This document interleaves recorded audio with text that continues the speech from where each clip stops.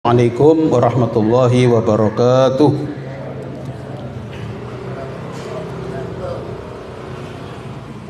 Ibu-ibu, bapak-bapak dan saudaraku sekalian yang dirahmati Allah, mari kita mulai pengajian kita dengan bersama-sama membaca basmalah. Bismillahirrahmanirrahim.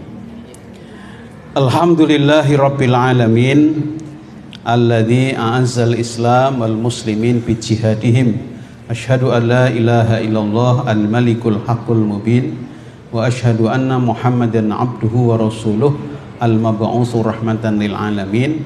Allahumma shalli wa sallim ala nabiyyina Muhammadin wa ala alihi wa ashabihi ajmain, amma ba'du. Ibu-ibu, bapak-bapak dan saudaraku sekalian yang baik yang dimuliakan Allah, bersyukur kepada Allah Subhanahu wa taala dipertemukan dengan waktu maghrib dan dimudahkan, diringankan untuk sholat berjamaah. Mudah-mudahan rangkaian ibadah kita diterima oleh Allah Subhanahu wa taala, dan semoga nanti dipertemukan dengan sholat isya dan bisa juga berjamaah, dan semoga juga sholat isya kita nanti diterima oleh Allah Subhanahu wa taala.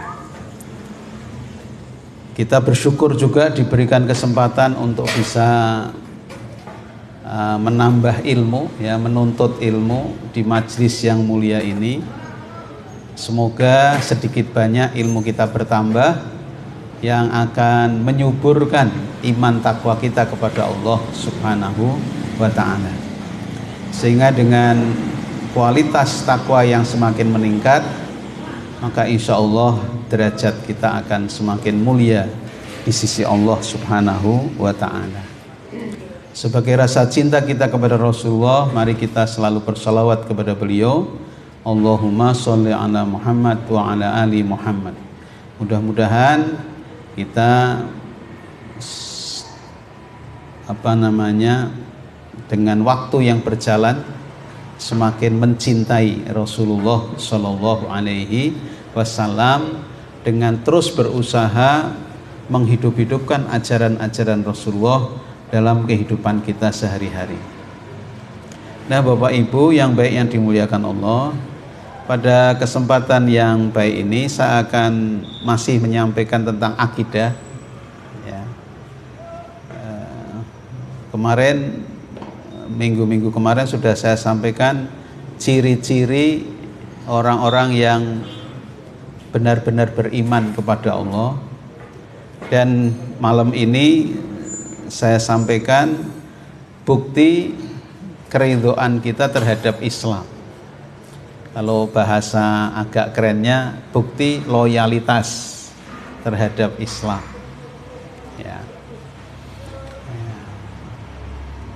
Ini diambil dari ayat Al-Quran, surat Al-Maidah ayat 3.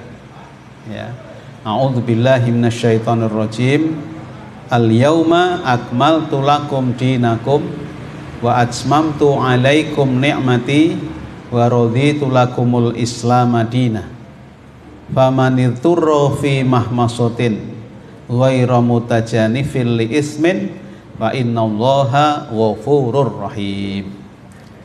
Pada hari ini telah kusempurnakan untuk kamu agamamu, dan telah kucukupkan kepadamu nikmatku yang saya kasih kuning ini, dan telah kuridhoi Islam itu jadi agama bagimu.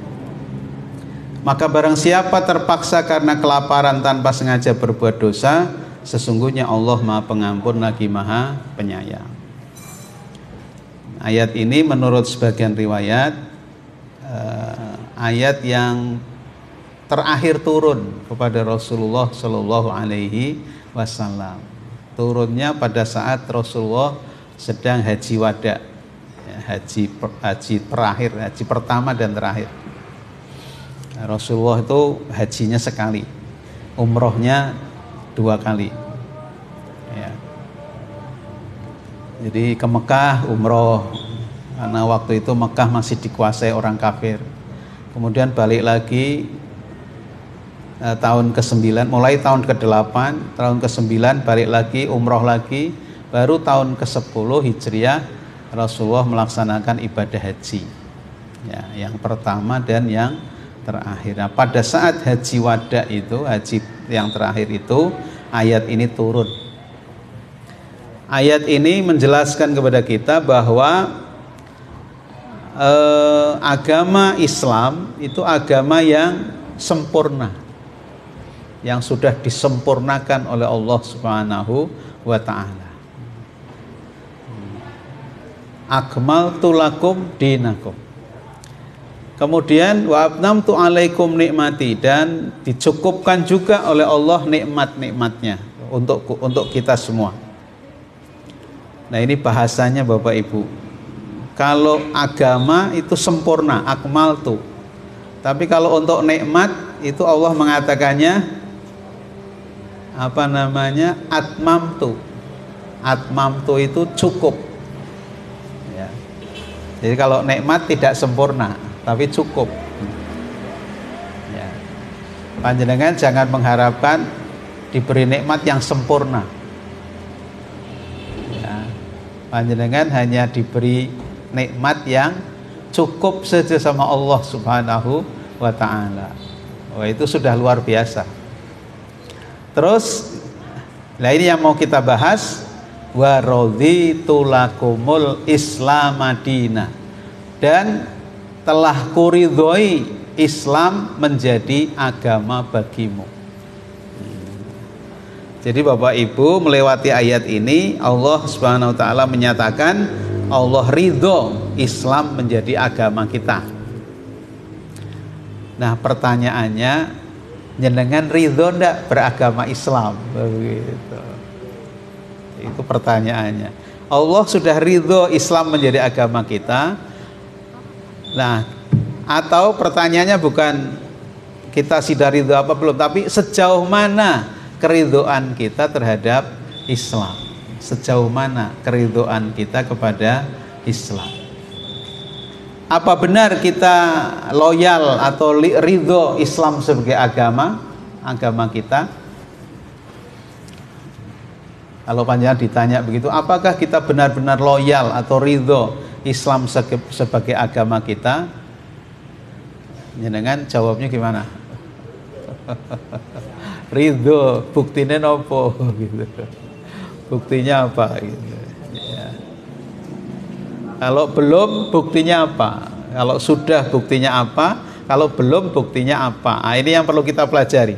Sehingga kalau nanti kita belum, maka kita kejar sehingga kita betul-betul ridho terhadap Islam. Seperti itu. Ya.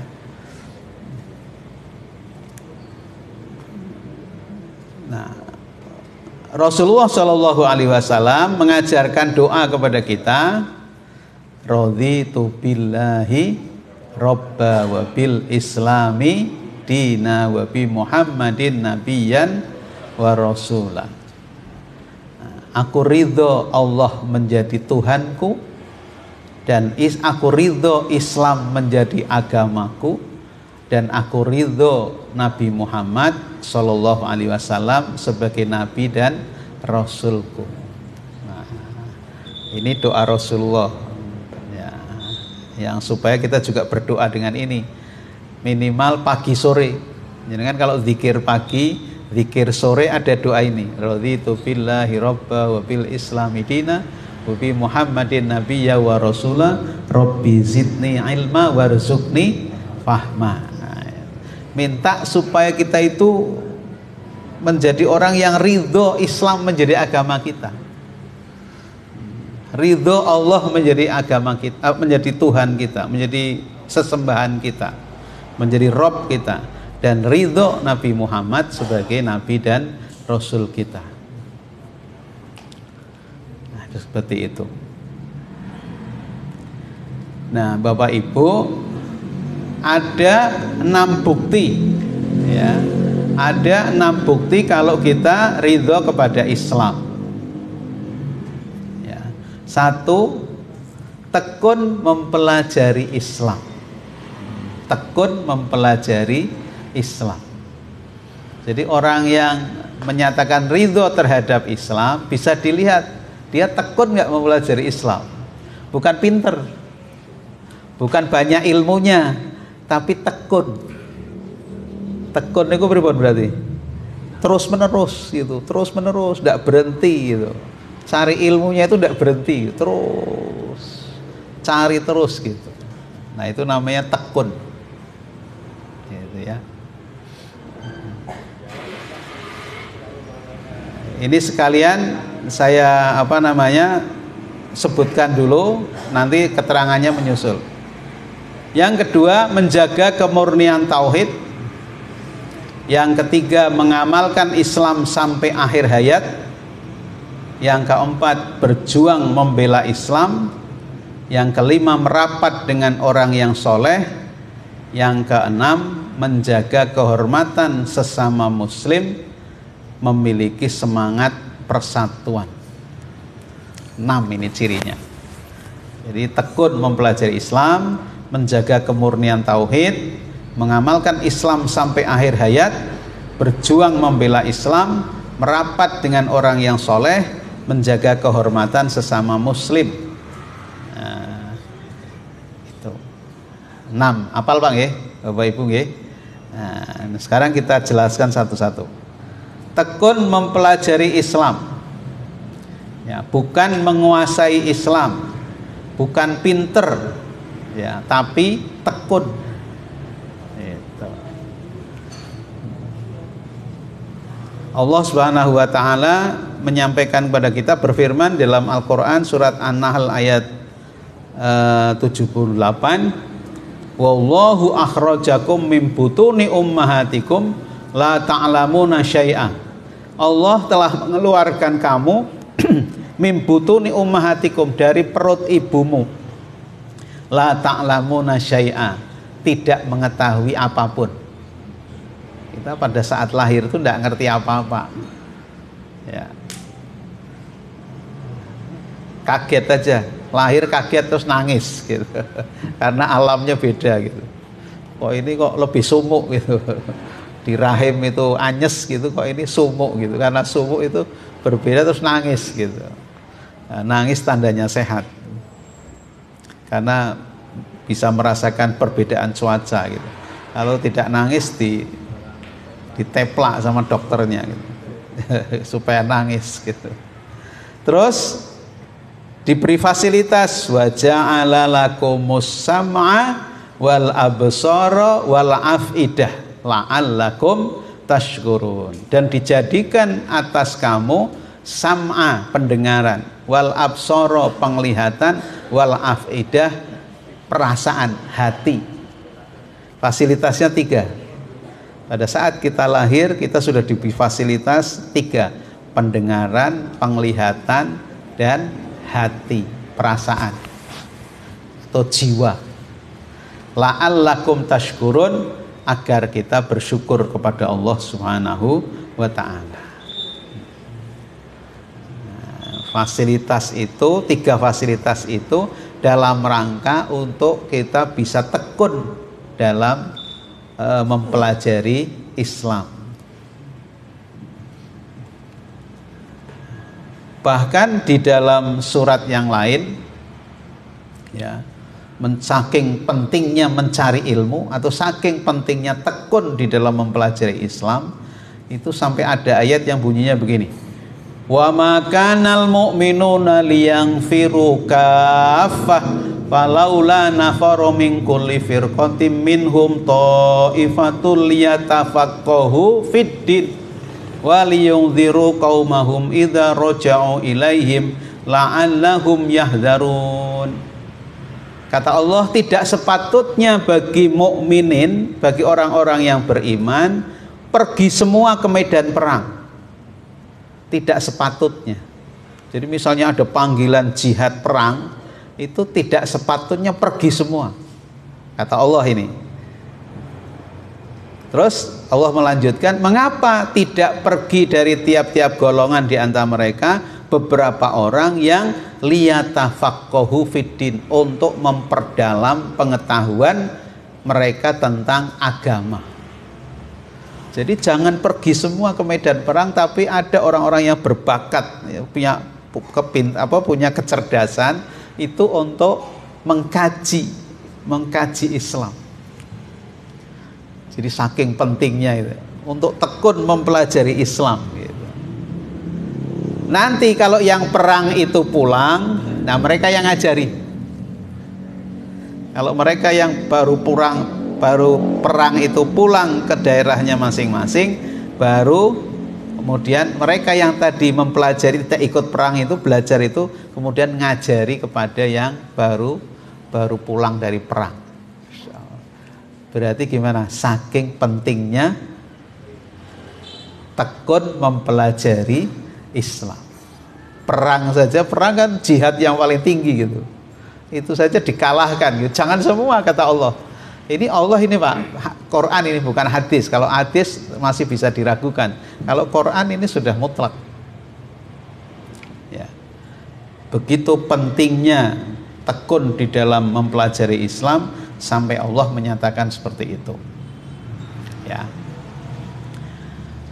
Nah, satu. Kemudian yang kedua, orang yang ridho terhadap Islam itu menjaga kemurnian tauhid. Menjaga kemurnian tauhid. Ya, maksudnya gimana? Imannya harus bersih dari virus-virus syirik. Virus-virus syirik. Gitu ya. Ayat Al-Quran mengatakan Kul innama ana basyarum mislukum yuha ilayya annama ilahukum ilahu wahid faman kana yarju liqa'a rabbih falyamal amalan sholiha wala yusrik bi ibadati rabbih ahada. Yang saya kasih warna kuning, wala yusrik bi ibadati rabbih ahada, dan janganlah ia mempersekutukan seseorang pun dalam beribadah kepada Tuhannya. Mensekutukan, ya, berbuat syirik. Itu. Dia menyembah Allah, tapi juga menyembah yang lain. Dia taat kepada Allah, tapi juga taat kepada yang lain. Gitu. Dia minta tolong kepada Allah, tapi minta tolong kepada yang lain. Nah, itu syirik gitu. Nah, orang yang ridho kepada Allah tidak akan seperti itu. Ya. Dijaga betul. La ilaha illallah. Tidak ada Tuhan selain Allah. Nah, ada syirik besar, ada syirik kecil. Ya, syirik besar itu berarti keluar dari Islam. Ya. Atau dia tidak mengakui kebesaran Allah, menyembah kepada selain Allah. Nah, kalau syirik kecil itu banyak. Ya, banyak sekali syirik kecil ini. Di antaranya adalah riya, ya, pamer, ingin dipuji, ya. Atau mementingkan yang lain daripada Allah. Mementingkan yang lain daripada Allah itu syirik kecil. Misalnya dipanggil Allah nggak datang, gitu. Malah meneruskan kegiatannya padahal dipanggil Allah. Nah, itu syirik kecil itu, ya. Sedang kerja asik gitu, ya, terus ada azan, panggilan Allah kan azan, nah, tetap kerja gitu, tetap kerja. Nah, itu termasuk syirik kecil. Ada panggilan Allah kok tetap tidur gitu. Panggilan Allah subuh gitu, tetap tidur gitu. Nah, itu termasuk syirik kecil gitu, ya. Nah, kecil kalau dikumpulkan jadi besar gitu. Maka jangan meremehkan syirik yang kecil gitu. Justru terkadang syirik besar jarang dilakukan. Ya, di negeri kita di Indonesia itu syirik besar jarang dilakukan, tapi yang terkadang sering adalah syirik kecil ini. Syirik kecil ini sering kali gitu. Ya. A'udzubillah min dzalik, jangan sampai, ya. kita jaga kemurnian tauhid kita. Ya apa namanya, yang paling enak begitu. Dari mana saya berasal, untuk apa saya hidup, ya. Terus setelah hidup mau kemana, itu dasar tauhidnya itu. Saya ini dari mana, kenapa saya hidup, dari mana saya hidup, untuk apa saya hidup, dan setelah hidup mau kemana. Nah, kalau orang bisa menjawab pertanyaan itu, maka orang ini akan hidup dengan akalnya, ya, tidak dengan hawa nafsunya. Nah, tapi kalau orang hidup dengan hawa nafsunya, maka akalnya akan kalah, sehingga orang seperti ini mudah sekali melakukan syirik kepada Allah Subhanahu wa ta'ala. Kalau bisa menjawab dari mana saya hidup, untuk apa saya hidup, dan setelah hidup saya mau kemana, nah itu insya Allah itu bagus itu. Artinya akidah itu, akidah dasarnya itu. Kemudian yang ketiga, ya, nah ini kisah ini syirik, ya, kisah syirik ini di Mesir, di Indonesia. Saya kira tidak usah saya sampaikan kisah-kisah ini. Nah, yang jelas yang bisa menjaga kemurnian tauhid kita adalah juga ilmu. Jadi pada saat kita tekun mempelajari ilmu, maka ilmu itu sendiri akan menjaga iman kita, menjaga tauhid kita. Maka ada hadis yang mengatakan wa ilmin yantafa'u bihi, dan ilmu yang bermanfaat itu tidak putus walaupun orangnya sudah meninggal. Kenapa tidak putus? Nah gitu, karena bermanfaat buat orang lain gitu ya. Nah termasuk ilmu yang manfaat itu adalah untuk diri sendiri, itu meningkatkan iman. Orang yang ilmunya bertambah, seharusnya imannya bertambah. Seharusnya gitu.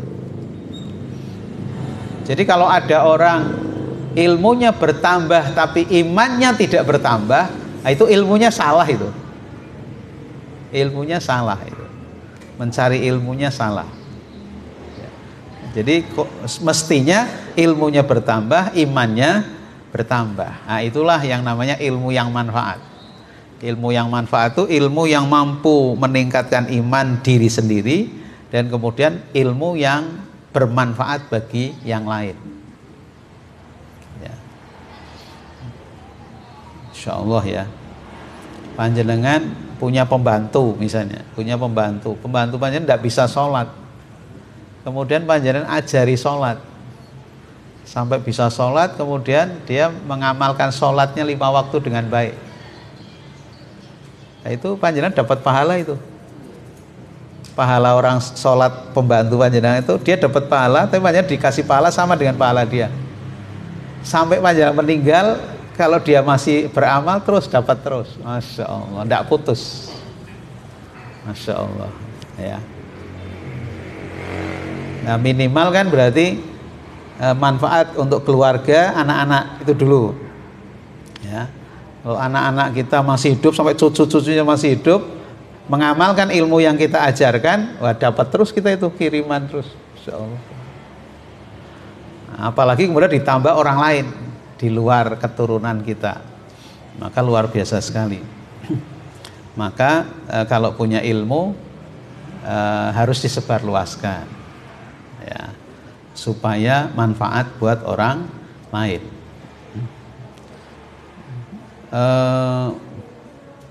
Yang membuat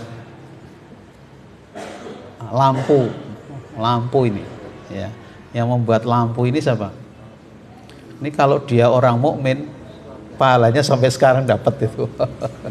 Yang bikin lampu ini Pak, lampu kan manfaatnya luar biasa ya. Seluruh dunia pakai lampu semua gitu. Itu kalau dia orang muslim, ya dia dapat pahala terus gitu. Masya Allah. Dan itu mendunia, itu luar biasa sekali. Yang menciptakan mesin otomotif pertama siapa? Gitu. Misalnya seperti itu. Itu luar biasa sekali. Ya, nah itu pahalanya ngalir terus. Ilmu itu yang seperti itu. Kemudian yang ketiga, ciri orang yang ridho kepada Islam, mengamalkan Islam sampai akhir hayat. Ya, ayatnya wa'bud rabbaka hatta ya'tiyakal yakin. Dibacanya dari ayat sebelumnya. Tapi ayat yang terisi, yang ada isinya itu wa'bud rabbaka hatta ya'tiyakal yakin. Sembahlah Tuhanmu sehingga datang kepadamu yakin.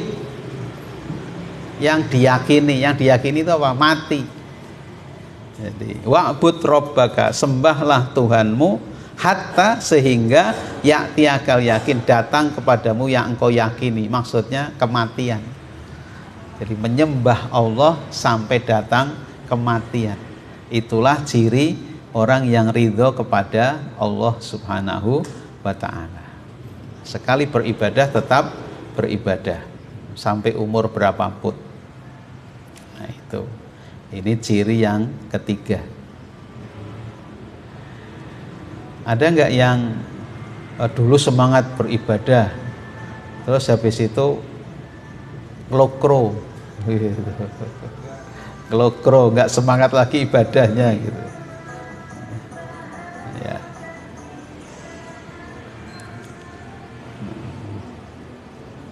Baik. Surat Muhammad ya. Ya ayyuhalladzina amanu in tansurullah yansurkum wa yutsabbit aqdamakum. Hei orang-orang mukmin, jika kamu menolong agama Allah, niscaya dia akan, ini nomor 4 ini. Ya, yaitu berjuang membela Islam. Orang yang ridho kepada Islam sebagai agamanya, maka dia berjuang membela Islam. Tentu saja menurut kemampuan kita masing-masing, tidak dipaksakan. Panjenengan mampu membela Islamnya di bagian mana, monggo silahkan. Gitu. Ayatnya di surat Muhammad ini diantaranya, hei orang-orang yang beriman, jika kamu menolong agama Allah, artinya membela agama Allah, niscaya Allah akan menolongmu dan meneguhkan kedudukanmu. Membela Islam yang paling gampang ya mengamalkan ajaran Islam itu. Mengamalkan ajaran Islam untuk diri sendiri, itu yang paling gampang. Ya. Tapi kemudian berpikir bagaimana mengajak orang untuk berislam, Masya Allah ya. Seperti ini Piala Dunia ini kan geger ini ya, di Qatar ini. Piala Dunia itu geger gara-gara apa? Piala Dunia di Qatar, yang masuk Islam itu ribuan, luar biasa itu. Luar biasa itu Qatar itu. Jadi viralnya bukan sepak bolanya, tapi ribuan orang yang menjadi mu'alaf pada saat berkunjung ke Qatar. Luar biasa itu. Nah itu tidak mudah itu Pak Ibu ya, tidak mudah. Itu ada strateginya dan itu disengaja untuk menarik, bagaimana Islam itu menarik untuk dalam kehidupan seperti itu. Nah ini ayatnya banyak. Ada lagi, innalladzina amanu walladzina hajaru wa jahadu fi sabilillah ulaika yarju rahmatallah wallahu ghafurur rahim. Sesungguhnya orang-orang yang beriman, orang-orang yang berhijrah, berjihad di jalan Allah, maksudnya membela ajaran Allah, mereka mengharapkan rahmat Allah, dan Allah Maha Pengampun lagi Maha Penyayang. Alladzina amanu walladzina amanu wahajaru wajahadu fi sabilillah bi amwalihim wa anfusihim a'dhamu darajatan indallah wa ulaika humul faizun. Orang-orang yang beriman dan berhijrah serta berjihad di jalan Allah, membela ajaran Allah, Allah dengan hartanya dan dengan jiwanya adalah lebih tinggi derajatnya di sisi Allah Subhanahu wa taala, dan itulah orang-orang yang mendapatkan kemenangan. Surat At-Taubah ayat 20. Nah, jadi membela ajaran Allah sesuai kemampuan. Ya. Maka Allah menciptakan orang itu kan macam-macam. Ada yang pinter, ada yang setengah pinter, ada yang bodoh gitu. Tapi sebenarnya itu ya variasi yang begitu luar biasa sekali. Karena merasa bodoh, dia tidak rebutan ke ibu kota, ke kota gitu untuk mencari pekerjaan, mengeksiskan dirinya. Tapi dia cukup di kampung ngajari ngaji gitu. Ngajari ngaji Quran anak-anak kecil gitu. Karena merasa bodoh ilmunya, ya sudah saya cukup ngaji Quran aja. Anak-anak yang tadinya tidak bisa baca Quran akhirnya bisa baca Quran karena ada ustadz yang merasa bodoh gitu. Lah yang pinter-pinter, ustadz-ustadz yang pinter-pinter larinya ke pusat sana gitu. Larinya ke pusat sana gitu. Tidak salah juga gitu. Ya tidak salah juga gitu. Karena obsesinya memperjuangkan Islamnya lewat yang lebih ini lagi. Menurut dia seperti itu. Oleh karena itu tidak boleh merendahkan orang lain dan sebagainya, karena memang porsinya sudah diberikan Allah Subhanahu, masing-masing sudah porsinya sudah tepat gitu. Itu membela ajaran Allah. Kemudian yang kelima, merapat dengan orang yang soleh, artinya bergaul dengan orang-orang yang soleh. Bergaul dengan orang yang soleh itu yang paling gampang apa? Pergi ke masjid. Pergi ke masjid gitu. Bergaul, ketemu dengan orang yang soleh gitu. Ya sekali-kali. Jadi kalau kita sholat, samping kiri kita, kanan kiri kita, ya, kalau bisa sekali ketemu kenal gitu, kenal. Nanti besok ganti orang lagi, kenal lagi gitu kan.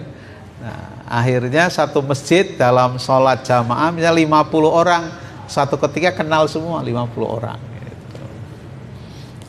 Nah, itu bergabung dengan orang-orang yang soleh, dan itu akan sangat bermanfaat bagi kita dengan nanti obrolan-obrolan kecil dan sebagainya. Ya. Mengapa seperti itu? Karena persahabatan atau berteman itu mencuri tabiat. Ya. Kalau di istilahnya Rasulullah itu ahwen. Jadi waktu muhajirin datang ke Madinah, itu orang-orang Ansor dipersaudarakan dengan muhajirin. Satu orang muhajirin, satu orang Ansor. Dua saudara. Kalau satu kan ahun, kalau dua ahwen. Nah, jadi satu dari muhajirin, satu dari Ansor, namanya ahwen. Dua saudara. Nah, itu kalau sudah dipersaudarakan begitu, misalnya A sama B dipersaudarakan. Kalau mau tahu tentang B, itu ketahui saja A. Apa yang dilakukan A, bagaimana A bersikap, berpikir, itu persis sama dengan B. Karena namanya sahabat. Sahabat itu masih persis gitu. Orang tidak akan bisa bersahabat kalau tidak persis gitu. Kalau banyak perbedaan itu tidak bisa bersahabat. Orang bersahabat itu mesti sama gitu. Oleh karena itu kalau ingin tahu sahabatnya, tahunya salah satu aja, itu mesti persis gitu. Itu Rasulullah gitu caranya, dipersaudarakan. Dan itu luar biasa sekali. Nanti saling tolong menolong, saling bantu membantu. Jadi kalau B yang butuh, yang ngomong A, kan nggak malu jadinya. Kalau B butuh ngomong sendiri kan malu. Tapi kalau B butuh, yang ngomong tuh A kepada temannya, itu butuh bantuan sih itu. Akhirnya kan dibantu gitu. Lah itu gunanya ahwen itu seperti itu. Ya, gunanya ahwen seperti itu. Luar biasa itu. Itu Allah sudah seperti itu. Ada saudaranya sakit, ya. itu gantian jaga di rumah sakitnya, dijadwal, walaupun keluarganya ada, tapi tetap teman-temannya, sahabat-sahabat itu dijadwal gitu. Masya Allah. Itu belum duitnya gitu, tenaganya juga luar biasa. Itu karena sahabat. Nah, Allah Subhanahu wa taala menyampaikan wasbir nafsaka ma'al ladzina yad'una rabbahum bil ghadawati wal asyi yuriduna wajhah. Ya. Kata Allah, dan bersabarlah kamu bersama-sama dengan orang-orang yang menyeru Tuhannya di pagi dan senja hari dengan mengharap ridho Allah. Nah, berarti orang-orang soleh. Orang-orang soleh itu orang-orang yang selalu menyeru Tuhannya di pagi hari maupun di senja hari dalam rangka mencari keridhaan Allah. Nah, kita disuruh apa? Bersabar. Bersabar itu artinya jangan pergi, tetap berada di lingkungan mereka. Insya Allah ya. Bersabar, disuruh bersabar, bertahan. Udah bertahan lah, jangan sampai keluar dari komunitas itu. Pertahankan. Terkadang berat juga ya, karena orang-orang seperti ini menggunakannya akal, bukan menggunakan hawa nafsu. Sementara kebanyakan manusia senang mengikuti hawa nafsu, maka disuruh bersabar karena tidak punya kesempatan untuk menggunakan hawa nafsu. Punya banyak pikiran, akal sehatnya saja yang berjalan. Nah, itu seperti itu. Kemudian yang terakhir, menjaga kehormatan sesama muslim. Ciri orang yang ridho kepada Islam itu dengan sesama muslim itu saling hormat, menghormati. Semangatnya adalah persatuan. Sekalipun ada perbedaan-perbedaan, tapi semangatnya adalah persatuan. Nah, ini berat ini. Ini surat Al-Hujurat ayat 10 sampai 13. Ini bicara tentang itu semua. Innamal mu'minuna ikhwatun fa aslihu baina akhawaikum wattaqullaha la'allakum turhamun. Langsung saja pada terjemahannya. Orang-orang beriman itu sesungguhnya bersaudara. Oleh karena itu, satu, damaikanlah, ya, perbaikilah hubungan antara kedua saudaramu itu, dan takutlah terhadap Allah supaya kamu mendapat rahmat. Satu. Jadi kalau ada saudara kita yang bertengkar, berselisih, maka tugas kita adalah mendamaikan. Fa aslihu. Yang kedua, janganlah sekumpulan orang laki-laki merendahkan kumpulan orang yang lain. Merendahkan. Ya. Boleh jadi yang ditertawakan lebih baik dari mereka, dan jangan pula sekumpulan perempuan merendahkan kumpulan perempuan yang lain. Boleh jadi yang direndahkan itu lebih baik. Jadi laki-laki perempuan Islam tidak boleh merendahkan orang lain. Itu yang kedua. Semangatnya kan persatuan. Ya. Yang ketiga, janganlah suka mencela dirimu sendiri, dan jangan memanggil dengan gelaran yang mengandung ejekan. Seburuk-buruk panggilan adalah panggilan yang buruk sesudah iman, dan barang siapa tidak bertobat maka mereka itulah orang-orang yang zalim. Ya, jadi mencela, suka mencela, tidak suka mencela. Orang yang semangatnya persatuan itu tidak suka mencela. Tapi kalau suka mencela berarti dia tidak menghormati sesama muslim. Yang keempat, jauhilah kebanyakan purbasangka, suudzon. 5, janganlah mencari-cari keburukan. 6, janganlah menggunjing satu sama lain. Yang ketujuh terakhir, saling kenal mengenal, lita'arafu. Nah, itulah ciri keenam dari orang yang ridho terhadap agama Islam. Demikian Bapak Ibu yang bisa saya sampaikan malam hari ini, ya karena waktunya sudah habis. Mudah-mudahan bisa dipahami, dan 6 ciri itu ada pada diri kita sehingga kita betul-betul termasuk orang yang ridho terhadap agama Islam kita. Terima kasih. Mari kita tutup dengan alhamdulillahirabbil alamin. Subhanakallahumma wa bihamdika asyhadu an la ilaha illa anta astaghfiruka wa atubu ilaik. Wassalamualaikum warahmatullahi wabarakatuh.